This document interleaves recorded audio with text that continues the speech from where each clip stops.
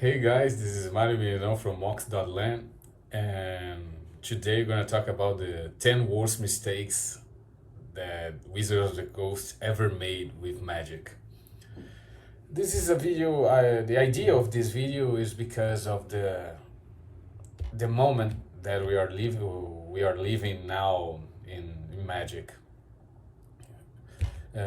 We got one of the worst sets ever made, like those last two Innistrad sets and the double feature. We have a lot of terrible products, and they are a result and of years of bad decisions that I believe the Wizards had. And this is my opinion. You are welcome to disagree and comment on that. I will try to do this in a timeline, so we have the the, the, the mistakes with some context. So we start with the first one. I believe that is the creation of the reserve list.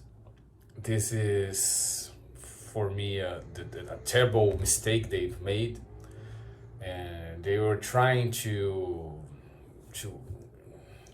just to please a couple of collectors and in disregard of all the players of the game. This decision at the moment was not so terrible. We are talking about around March 1st of 96. So at this moment, Magic wasn't such a big thing like now it is, and prices were having a little bit of issue with the reprints in 4th edition and Chronicles, and collectors wanted a way to hold the prices of the what they consider investments. And I don't think the reserve list is the whole idea of the reserve list is so terrible, but it really impacts in the gameplay. Like Legacy, it's not a thing anymore because they had some changes. So in 2002 they added until Mercadian masks, if I'm not wrong. So we have a lot of sets with great cards, probably the best cards in Magic, that can be reprinted. And this is terrible. This is really terrible for the game right now. And we're gonna see how this is a bad thing for the game in going through the timeline.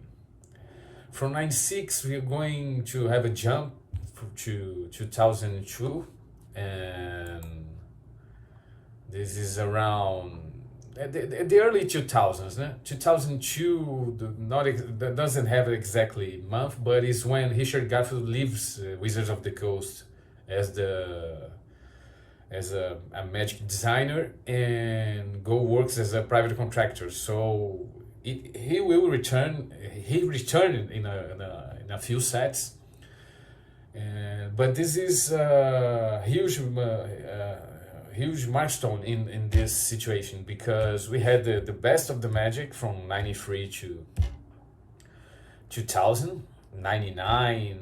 Then we have a little bit of problems with some sets, but when he leaves, the Magic will have a terrible repetition of bad sets.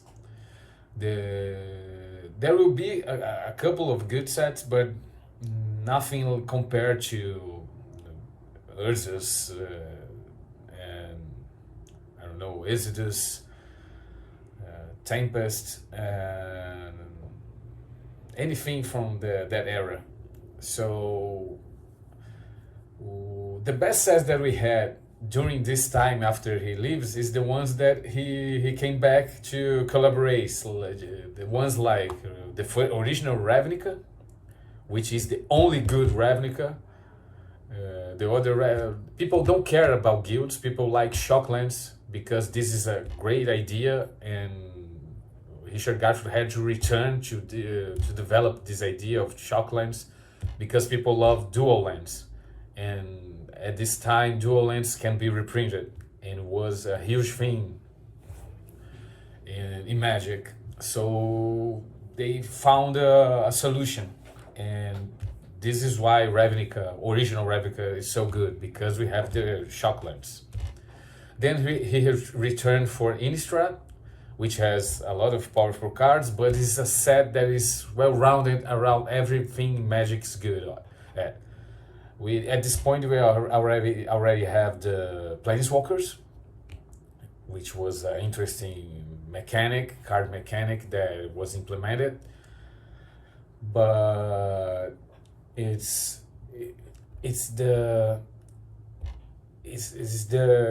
return of him that makes this a solid set. The set is really good, and then he returns once again in Dominaria, where we have now the sagas. That is a good mechanic that he implemented. I'm not saying that he's only his work, there are other people there, but he's the figure of Magic. It is what it is because of him. And we have a terrible run after he left the Wizards. And this will take us to the third problem. That is Mark Rosewater is promoted to lead a Magic designer. This is, for me, one huge error they made. I got nothing against Mark Rosewater. I think he's really charismatic, but he's not a Magic the Gathering being as Richard Garfield. He's not even close to understand the game as Richard. So when he's promoted to lead designer, we got some awful sets. We had the issue with the Kamigawa after the affinity sets, the mirroring issue with the dominancy of affinity, which is not a bad mechanic and not at all a bad set, but we start to have some this leveling between sets. We had some good, when we had a good set, we had a lot of bad sets between the good sets. So I'm not saying that is his fault. Maybe it was a company decision to make, probably it was, but he's not a figure that will impose his ideas. He will accept what is demanded and will do it. I'm not saying as well that Richard is a man that can be trampled, but he understood the game better than anyone else. So if the cards were, if the mechanic of the concept wasn't good enough for Magic, that I'm pretty sure that he would fight it back, not let something ruin the game. And as people who know me know that I love powerful cards and powerful reprints. I'm totally against bad cards and bad sets. I think the cards should be reprinted. Both powerful cards should be reprinted at any point to make the game as nostalgic as it is and powerful as it should be. And if a card is considered overpowered, you can fix it in the next set, not making bad cards, but making powerful cards for other colors, or that wouldn't work with the card that is dominating. So we would stop having this issue that is banning in standard. I'm totally against banning. Banning should be for eternal formats, but not for standard.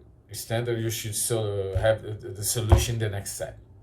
You have the time to have the solution. So a card like Oko that was banned, I love the card. I think it was overpowered, but we never had the chance to see Oko confronting the companion mechanic. Oko would never play with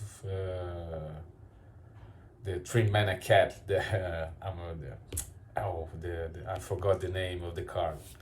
The one that you can play a card or cost 2 or less from your cemetery back to the game, and your deck should cost permanent should cost 2 mana or less.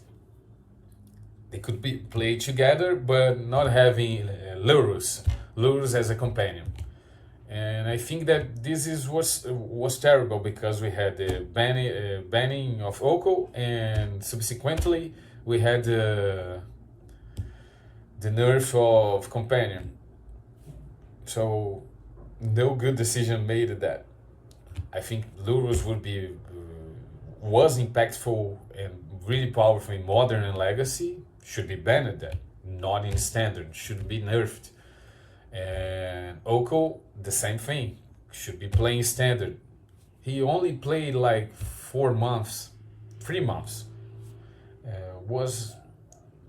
For me, wasn't a good decision. People will disagree about it, but I think cards in Standard should never be banned. This is, I believe that is the best for the game, but it's only an opinion. And after this, we're going to make a jump once again. In between that, we have a lot of bad sets. We had a couple of good sets. We had like, of course, set 2010, and that was a great set. Was a solution to the Planeswalkers. We had both as a standard card, because Planeswalker didn't have a removal. So both was the cheapest way to make it, to reduce the counters, and both should be played in Magic every time. When they can get in Standard, it should, because it's one of the best cards and most loved cards in Magic. So there's no reason to be stuck in only Modern, which is dying. I will get to that.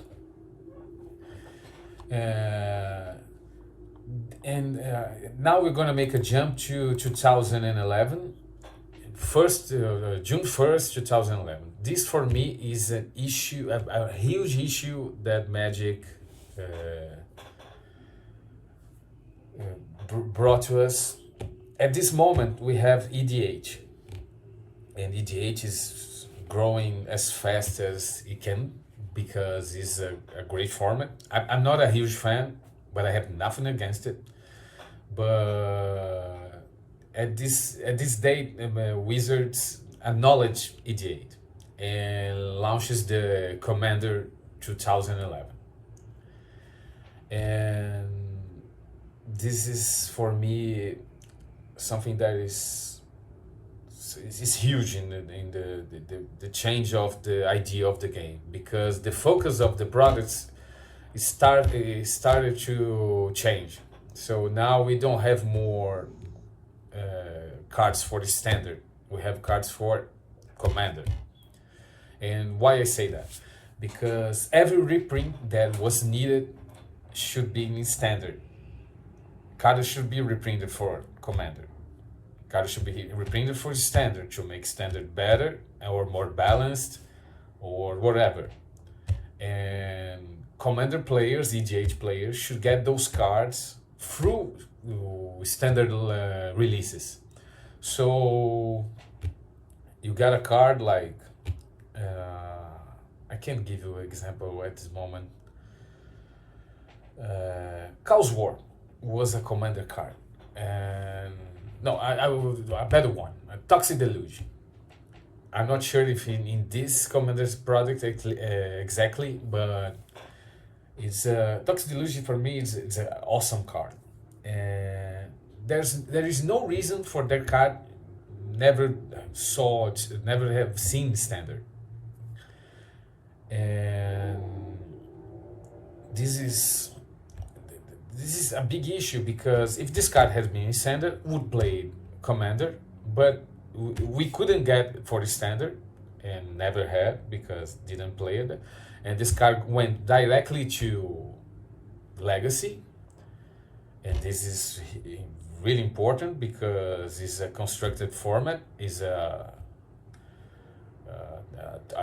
tournament format. So some tournaments use those cards, but you can play it in standard. So you don't have access to those cards. You only have access to those cards through a limited product that you don't want the other cards. Most of the cards are not good. They are only for Commander. I'm not against a Commander product. I'm against the focus on Commander.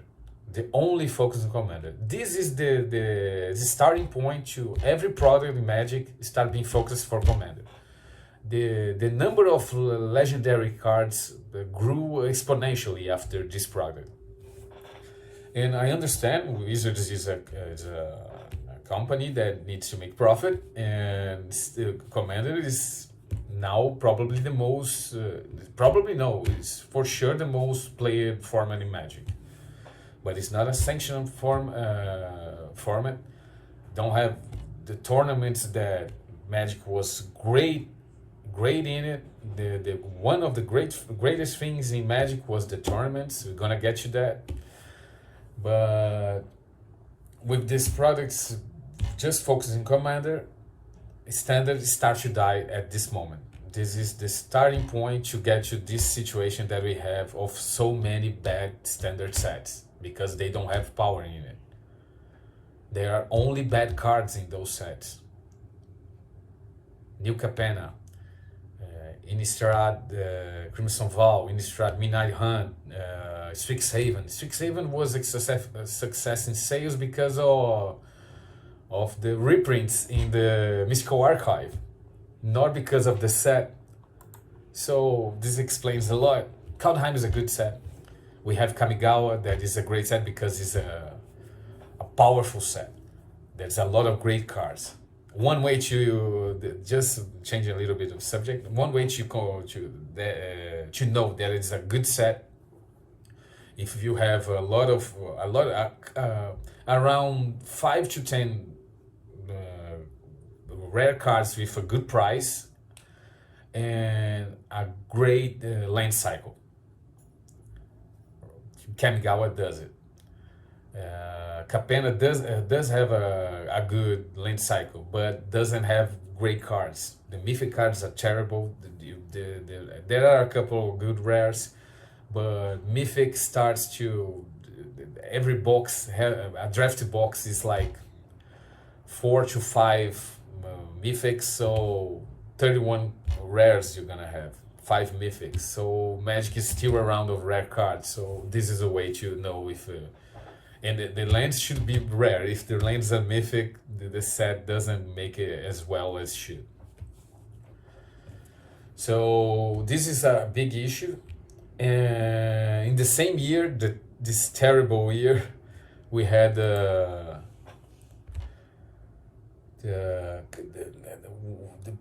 big problem for tournaments. And here we start to developing a bad situation for products and tournaments. The creation of the modern format. Extended was the greatest format ever because it had a rotation. Rotation is important to the game. Eternal formats is good for collecting. Most Magic players love collectibles and do collect Magic. But as a company view, I believe that you need new cards and make the old ones stop playing. But we had a place for play the old cards. We used to call Legacy. Legacy was the eternal format. And from the moment that we stopped the rotation, the extended became modern. It was announced in August 12 of 2011.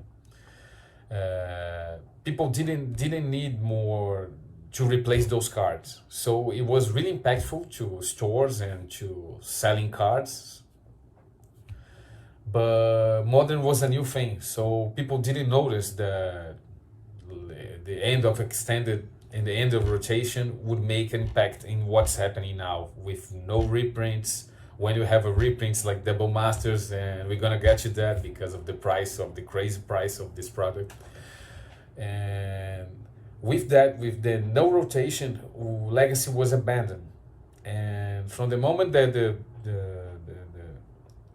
the format that was the main format for collectors was abandoned, they had to migrate to other things, and they migrated to Commander. So people who used to own 4 cards now own 1 card because they only play Commander. They can't play Legacy anymore. Where I can play Legacy? Why should I need 4 Underground Seas? I can only play 1 in Commander, and Legacy stopped being a format that Wizards were providing some good cards. We still have some good cards that can go direct to Legacy, like Allosaurus Shepherd, but people prefer to play it in elf deck in Commander. So this is a combination of 2 things in the same year that will make the destiny of Magic go to this that we got now. I'm not saying that is end of the days, but I think that is a problem. We're gonna see a repetition of that, and for me, this is those are the reasons that we are getting to this. The next one in line is 2013. 2 years later, we got a huge product impact that people notice, but I believe they didn't took seriously, because it was the launch of Modern Masters. As a concept, it's a great idea. It's like Double Masters, it's just reprints, cards that we need. But the issue here is not the reprints. The issue here is the number of packs, 24 packs. This is the moment that Wizards noticed that they can put any number of boosters inside of pack that people will buy it. This is 12 packs less, and people were buying it because there's a lot of reprint. This is when they noticed that they can do bad sets, because sometimes they can do a Double Masters 2022 and charge it whatever they want. You can have a product that can have only 4 packs and be as expensive as 3 Magic booster box, draft booster box. But you're gonna get to that. This is what was terrible, because was modern focus, so no more Legacy for Eternal. Great reprints, that's okay, that's needed, and 24 packs. Charging almost the same thing. It was more expensive, if I'm not wrong. It was more expensive. And here in Brazil, the prices are crazy. I'm from Brazil. I believe that you noticed because my accent. I'm sorry about that. I'm quite rusty in English. I'm sorry about that too. But I prefer to do this video in English, because I would like to get the most of people to watch it if possible. So thank you if you were watching. Thank you for your patience, and if you got to this point of the video, I'm really grateful that you're hearing me complaining about Wizards of the Coast. But it was a product that they saw that they can sell anything for how much they want, and people will buy it. And this was a problem. Now we're gonna have another jump in time, and from 2013 you're gonna go to 2018, and another impactful announcement that we had, that is Magic eSports. That's a collectible game. People love the cards. People play it because of the cards.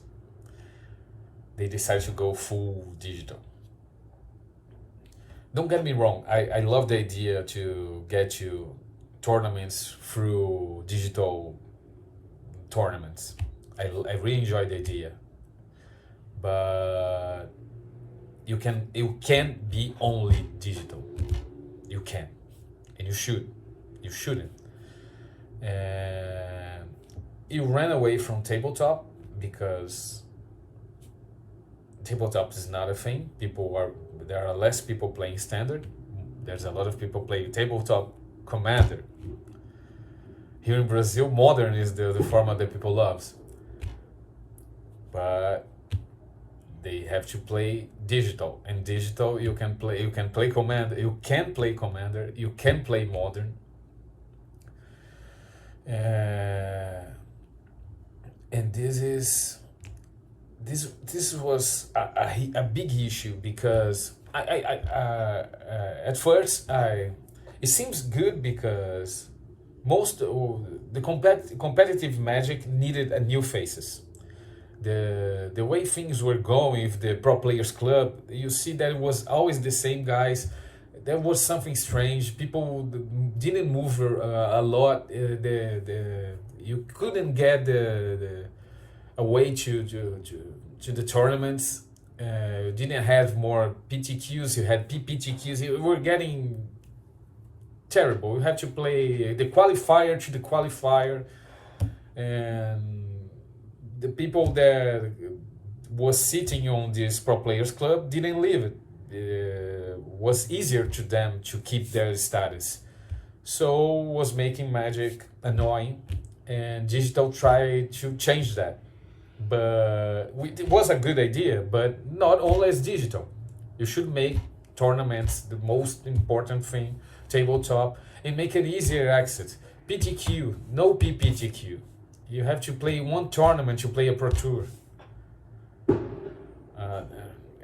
If you have to play more than, you think that is poker, you're not gonna, it's not poker, it's not something that you need to go to play the awards with. There's a game that's played for a lot more people. Magic is a really niche. You need a reasonable and easy access to the tournament. Easy as the step through, but not easy as you need to play it. You need to be good at it. You need to have a good day in Magic to play it. But only one tournament. It used to be great. You had the whole weekend. You only played one day, and you got your spot in a Pro Tour through a PTQ. And now you have to play PPTQs, and then they left that and start to play in Magic eSports. But this ended in 2022, because it was the most the way that to the tournaments were really difficult. Nobody knows how to play the Magic League, the Magic, there was other tournament going beside that, and the league, the guys were getting salary, they're getting paid every month, but didn't play it. That's a terrible idea of having pro players. You need to have a pro scene, but not pro players that receive money every month to play it, because you don't change the faces, and that guy gonna sit on his spot and never leave if he can. You're gonna play just enough to keep that way.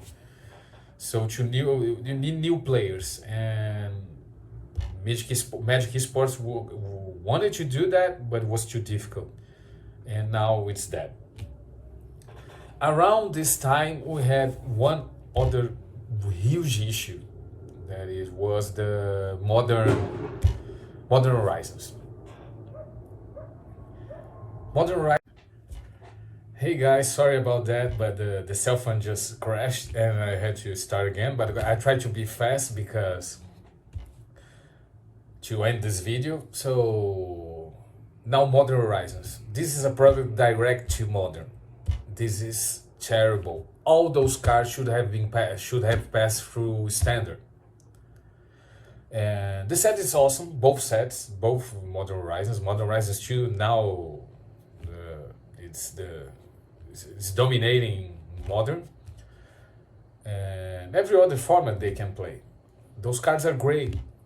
All of those should have passed through standard. Not at the same time. It didn't need to be a one set thing. You can put the cycle of the elemental creatures in one set. You have the ignoble hierarchy in another set. You have the force of negation, the forces in another set, a cycle of forces. And we would have more copies of those cards because it's in standard. People open more booster box from standard. You'll have more, the Wizards will have more products like that. And we have a specialized product like that, like Modern Horizons. We have not as much boxes that the market need, and they're gonna do reprints on products like Double Masters 2022 or any other thing that's gonna come, and gonna make this problem for the secondary market, for the tournaments, for the collectors, for everybody. If you want to play a card, we are paying prices for cards that are not as. Why the hell Force of Negation costs more than Force of Will? It's way worse card. But plays modern. And if you play Commander, you need both of them. This is ruining the market. And this is, for me, it's all the decisions that I was talking to you at this point that we make us get to this.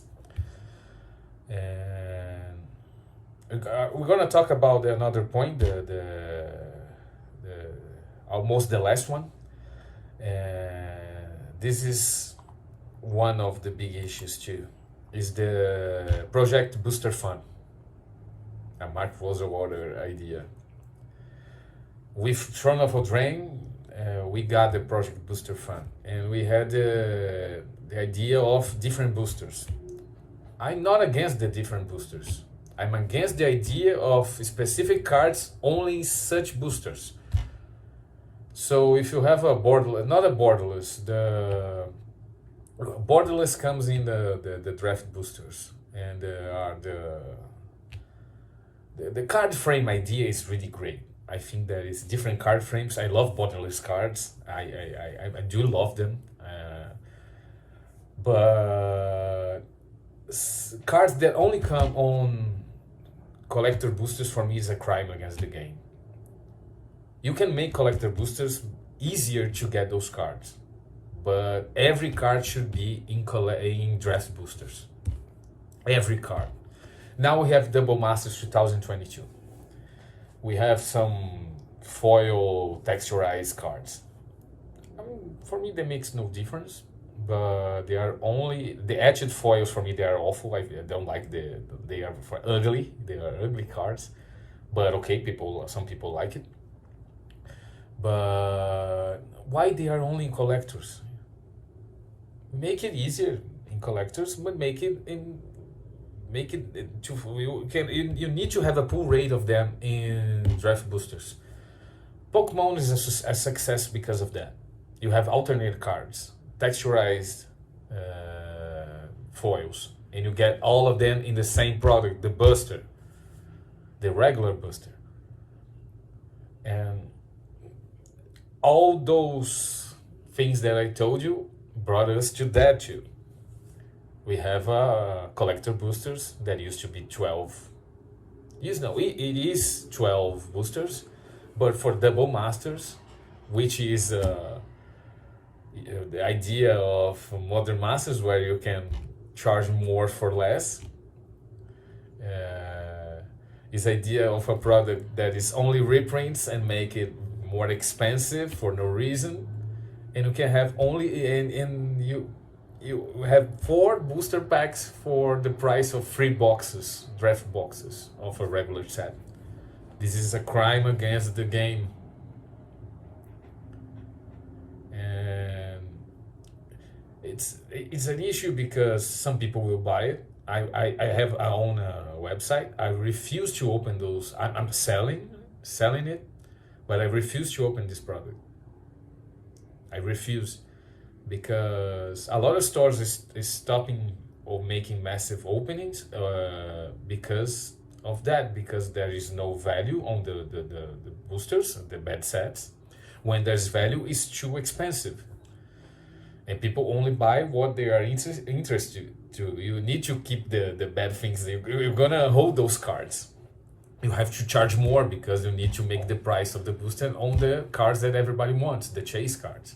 And this is bad for the market. And Wizard every time says that this is the set that sold the most, the winter set. Kaldheim was the best winter set. Because store openers, the people who opens boosters are the stores, are not the final customer. And the way they are doing, store are gonna stop open boosters. They're gonna see a drop at some point. If they don't change that, I believe they're gonna see a drop on their sales. And after all that, the last worst thing that ever happened to Magic was in 1993, when Richard Garfield designed a game for Wizards of the Coast. I'm not a fan of Wizards, but I love the game. I think Richard Garfield designed the best game ever. The game fell on the lap of the Wizard of the Coast, and we had good moments, bad moments. The game will always continue because the game is great, besides of all the bad decisions that Wizards make.